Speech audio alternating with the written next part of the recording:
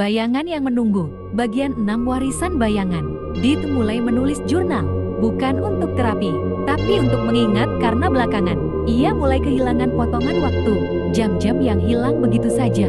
Mimpi yang lebih nyata dari kehidupan sehari-hari. Ia menemukan bahwa cermin bukan hanya jendela ke sisi lain, tapi penyimpan memori-memori luka dan rumah harga, atau lebih tepatnya, energi yang tinggal di sana. Bukan kutukan yang dimulai dari Arga, itu warisan. Jejak masa lalu. Dit pergi ke perpustakaan kota, lalu ke arsip kelurahan. Ia mencari catatan sejarah tentang rumah Arga. Ia menemukan sesuatu.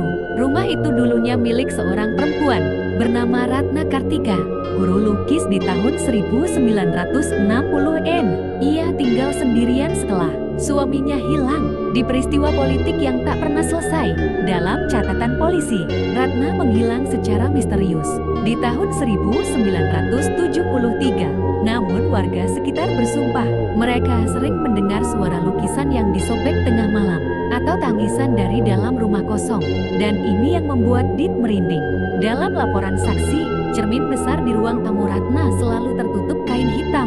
Tapi setelah ia hilang, cermin itu terbuka dan tidak ada siapapun yang bisa mengangkat atau memindahkannya lagi. Cermin yang sama yang dulu dipakai Arga dan sekarang telah berpindah ke Dita. Suara di kepala.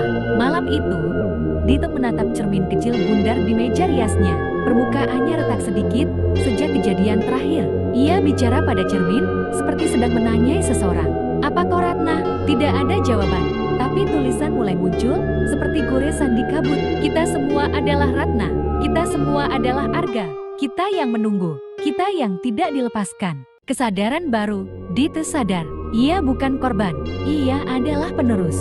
Bayangan-bayangan itu bukan hantu, tapi jejak dari semua yang menolak mati dengan tenang. Setiap generasi ada satu orang yang harus menjaga pintu. Bukan sebagai penjara, tapi sebagai benteng terakhir antara dunia nyata dan dunia kenangan. Dan saat Dit menatap wajahnya sendiri di cermin malam itu, ia tak melihat dirinya. Ia melihat Ratna, tersenyum, lalu berbisik, "Kau sudah tahu sekarang. Pilihannya cuma dua, menutup pintu atau menjaga selamanya."